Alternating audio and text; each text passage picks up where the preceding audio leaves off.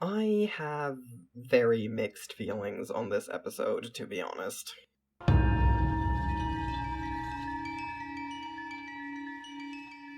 The Northern Air Temple, episode 17 of Book 1 of Avatar The Last Airbender. It deals with, as the title suggests, the gang exploring the Northern Air Temple. And on the one hand, I love this episode because...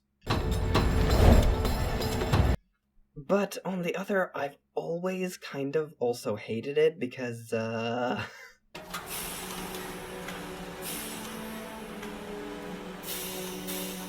This is supposed to be the history of my people. Yeah, so let's talk about it. The episode, in short, goes thusly. The gang hear about a group of airwalkers living at the Northern Air Temple, sparking hope for Aang that some of his people may have survived the Air Nomad genocide.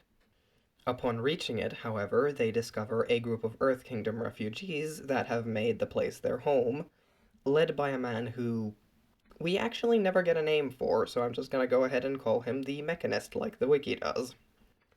These people have made some incredibly drastic changes to the temple, and are continuing to do so, much to Aang's distress, but Teo, the Mechanist's son, shows him the door to the inner sanctuary, which is still closed because only an airbender can open it.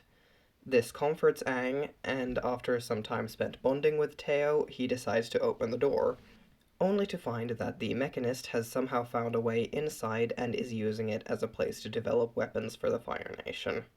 Things escalate and the Fire Nation shows up to collect their due. They're fought off, but as a result get their hands on a functional war balloon. In the end, Aang gives his blessing for the Airwalkers to stay in the temple, and the gang move on in their journey. Alright, so exactly what is my problem here? Well, it just feels kinda gross, doesn't it? Here's Aang, a victim of genocide, coming home to a place that is not just culturally important to him, but actually sacred, only to find it utterly ruined. The history of his people, who are, again, victims of genocide, erased.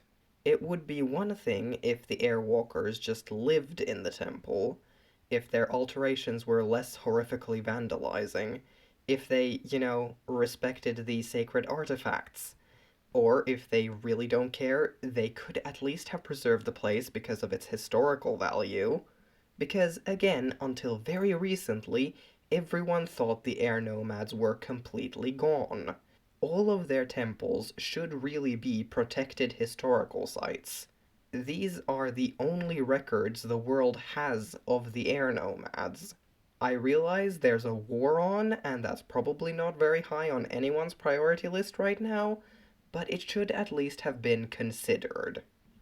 And what's worse is that Aang just becomes okay with it at the end of the episode.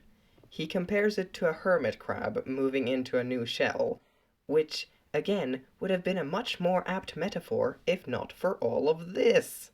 If not for the way they're destroying, vandalizing, and polluting a sacred historical site. Because hermit crabs don't do that with their shells. They just move in, live in them until they grow too big, and then move on, leaving the shell as it was for a smaller crab to move in. I really, truly, deeply do not understand how Aang could ever be alright with this. Because they didn't just move in, they've destroyed part of his people's history, their culture, their holy sites. Do you know what you did? You just destroyed something sacred for a stupid bathhouse! Just think for a moment. Consider if this had been the Southern Air Temple. If it had been that one instead that received this treatment. If we'd seen that statue of Gyatso torn down in the name of progress. Would any of us have bought Aang just happily moving on with his life after that?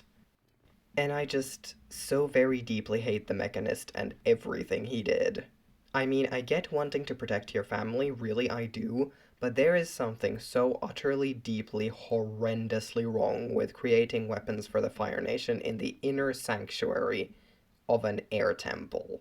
Like, that had to have crossed his mind at some point, right? That he was taking this space which was sacred to the air nomads and using it to help the people responsible for their genocide. Because he had to know about the Air Nomad genocide. Everyone knows about that, even Sokka and Katara, who had never even left the South Pole before they met Aang. The only people who don't are Fire Nation because of propaganda and history being written by the victors. And even they know that the Air Nation was wiped out. He had to know that this was one of the last remnants of a dead culture, and he still did this. And he's so cavalier about it when he's talking to Aang about how he found the temple. And I stumbled across this place. Couldn't believe it. Everywhere. Pictures of flying people, but empty. Nobody home. Then I came across these fan-like contraptions. Is this really how you talk to a victim of genocide? About finding the home of his people empty and desolate because, again, genocide? Really? Seriously?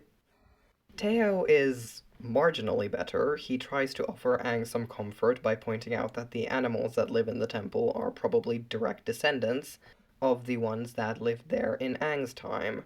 And he is obviously horrified by his father working for the Fire Nation, but he doesn't have a problem with the alterations his father has made either. No one but Aang does, really, and the episode makes it abundantly clear we're supposed to think he's in the wrong here. Not even Katara is on his side with this one. She's understanding and offers some explanation on why Aang is upset to Teo. Aang used to come here a long time ago. I think he's a little shocked it's so different. But she definitely isn't on his side. Sokka openly and loudly calls the temple better with its alterations. So better? The message this episode leaves us with is that it is completely fine to destroy ancient, sacred historical sites for the sake of progress. Which, yikes. So, how would I fix it? Easy. Just have the Airwalkers not do all this shit. Leave the temple largely alone. They don't need a bathhouse. People have lived here for centuries. There is no way there isn't already somewhere for people to shower. Aang could still feel weird about their presence, but him coming around to it in the end would make so much more sense because he wouldn't have to suddenly be okay with the defacing of the literal history of his people. And the Mechanist could still be working for the Fire Nation. But if they really wanted to do all of this, they shouldn't have just said, and that's fine, actually, because actually, it's horrific. And I think now that that's done, for the sake of thematic cohesion, I will split this video into two parts. The first, which you've just watched, going over my problem with this episode, the second, which will come out Thursday after next, about Teo and his whole presence in the show in regards to disability representation. Because that's what I actually wanted to talk about, but in order to do so, I had to watch this episode again, and it, brought up some feelings. Anyway, thanks for watching this video. If you liked it, consider liking it and maybe subscribing. I will be back here Thursday after next. Bye!